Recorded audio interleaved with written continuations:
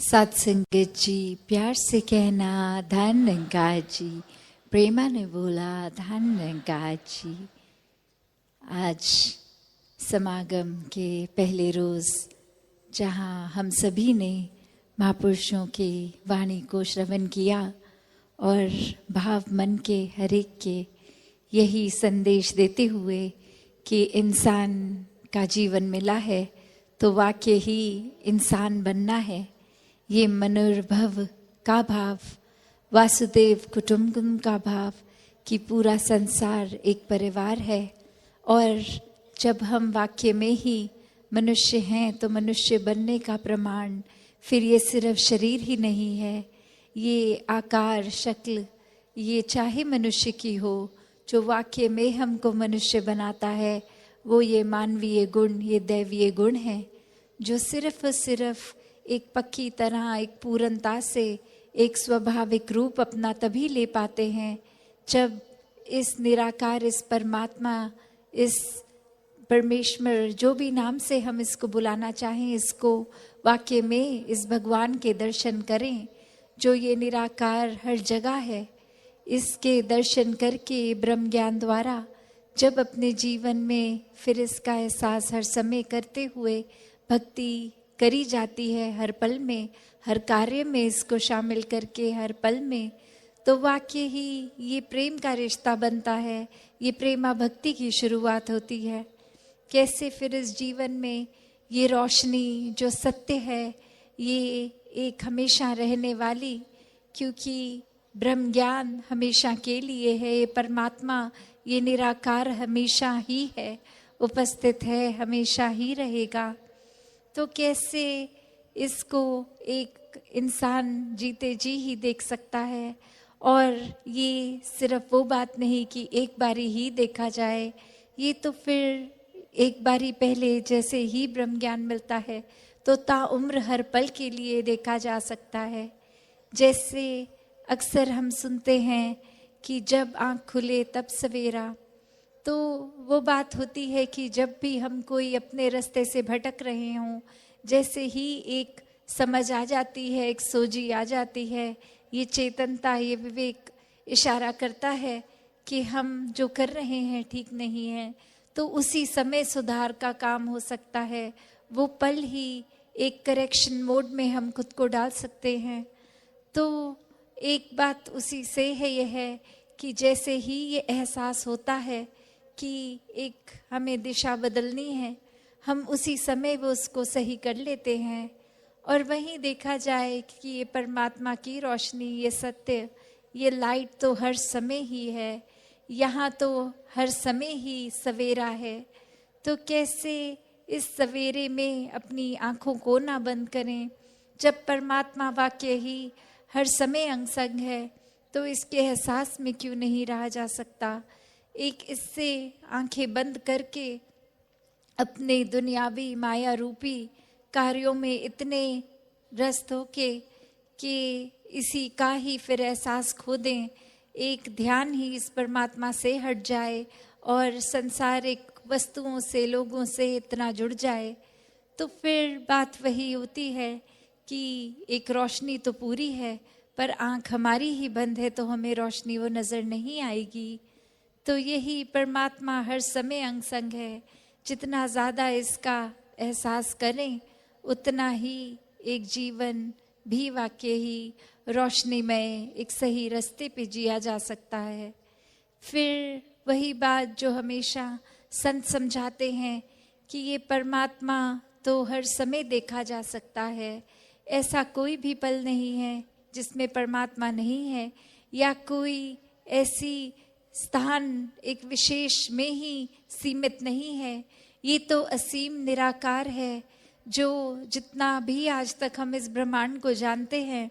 उससे भी ये वास्ट, ये हमेशा चलता ही रहने वाला, इसका कोई अंत ही नहीं है। तो जैसे एक मराठी लाइन भी है कि जगिया ब्रह्म दिसे उगड़े, कि हर समय ये परमात्मा देखा जा सकता है। God can be seen every moment, in every aspect, in every place. It's not just limited or confined तो ऐसा ही हर समय we can see God with our eyes, with this openness, this vastness that we see. The distance between two people, as we see, is an empty space. But in reality, that consists of God, this divine light, this truth. तो कैसे ये एक दूसरे के ऊपर हमारी अगर नजर भी पड़ती है तो इसके बीच में कहने को तो ये खाली स्थान है जो इस नजर से देखेंगे, पर ब्रह्मज्ञानियों को, ये संतों महात्माओं को पता है कि ये खाली जगह भी खाली नहीं है, इसी में परमात्मा है, इसी का जो ये खाली स्थान नहीं कोई ऐसा जहाँ परमात्मा नहीं है। ये इंसानी शरीरों के अंदर भी यही परमात्मा है जो अंग संग हमेशा हर जगह है। तो कैसे अपने जीवन में जब ये बात घर कर लेती है, ये समझ आ जाता है ब्रह्म ज्ञान, तो हर पल ये बेरंगे रूप में ही ये परमात्मा हर एक में भी दिखता है। एक इस रूप में भी निराकार की जो समझ आ जाती है, फिर एक मन वाक्य ही मनुष्यता की ओर जाता है, फिर ये दैवीय गुण, ये मानवीय गुण स्वयं ही आ जाते हैं। और यही बात फिर सुकून की भी आती है कि कैसे ये एकत्व में सुकून है, ये एकत्व, ये रिश्ता, ये परमात्मा और इस आत्मा का,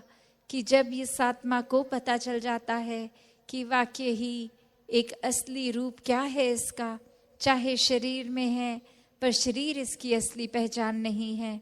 ये परमात्मा का ही रूप, इसी में मिलना है, इसी से उत्पन्न हुई ये आत्मा।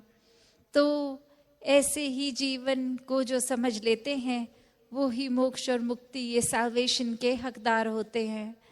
तो ऐसा जीवन हर किसी के हिस्से में आ सकता है, हर कोई इस जीवन को जिया जा सकता है।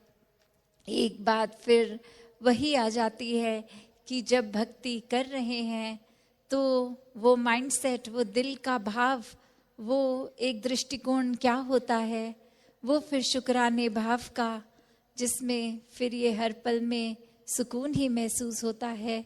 फिर ऐसी कोई भी एक चीज़ एक दिल को इतना ज़्यादा तंग नहीं करती, डिस्टर्ब नहीं करती, एक कुछ भी हो उसमें भक्त हर समय में ये देख लेते हैं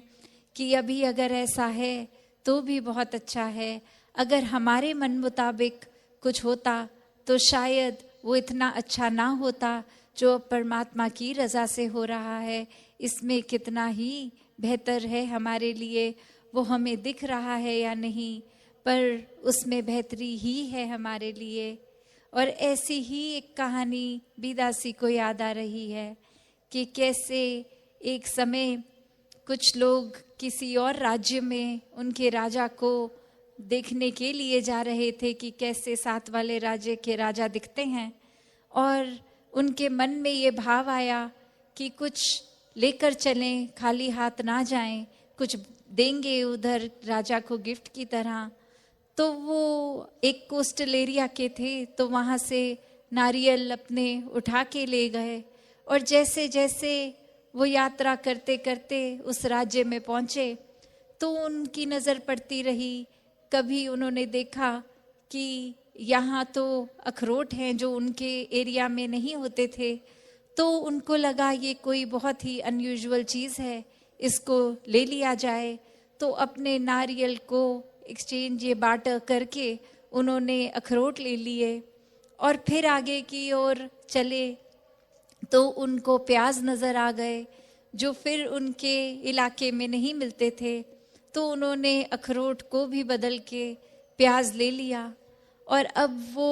काफ़ी एक मन में सेटिस्फाइड थे कि बहुत ही एक अलग सी कोई चीज़ ले ली है। और अब जैसे ही उस राज्य में पहुंचते हैं, वहाँ ये प्याज तो बहुत ही आम था, कुछ खास नहीं था। और जैसे ही वो भेंट करते हैं राजा को, और वो राजा देखकर बिल्कुल प्रसन्न नहीं होता कि ये क्या दे रहे हैं, ये तो कितनी आम सी चीज़ है। और वो एक पनिशमेंट के तौर पे सज़ा सुनाता है कि ये प्याज इनके सर पे रख दो, और जितने भी लोग हैं जो लेकर आए हैं, एक एक प्याज रख कर उसको एक मारा जाए इस तरह कि वो प्यास का रस इनके चेहरे पे, इनके कपड़ों पे आता रहे। और जैसे ही ये हो रहा है, एक इंसान उसमें से कुछ इस तरह कंप्लेन कर रहा है कि ये तो हम चाहते तो खाली हाथ भी आ जाते, ये तो हमारे मन में अच्छी भावना आई थी कि हम इस राजा के लिए कुछ गिफ्ट लेकर जाएं, ना ही लेकर आते, खाली हाथ आते तो ज़्यादा बेहतर रहता। दूसरा उनमें से कुछ इस तरह बात कहता है कि एक ये शुक्र है, हम अगर प्याज अब ले आए, अखरोट लेके आते तो बहुत दर्द होती, और अगर अखरोट से पहले हम जो नारियल लेके आ रहे थे वो लगता सर पे तो और कितनी दर्द होती। और कोई इस चीज़ का भाव इस तरह भी ले रहा है कि चलो ये अगर ऐसा हो भी रहा है तो वो कुछ पल के लिए ही हो रहा है, जितनी देर तक ये प्याज है उतनी देर ही होगा, फिर समय टल जाएगा। तो इस कहानी का जो भाव, ये एक चाहे असली कहानी हो नहीं हो, ये चाहे थोड़ी ह्यूमर, एक हंसी के ऊपर आधारित है या नहीं, वो भाव नहीं है। भाव ये है इस कहानी से सीखने वाला कि एक हमारे अपने मन मुताबिक चीज़ होती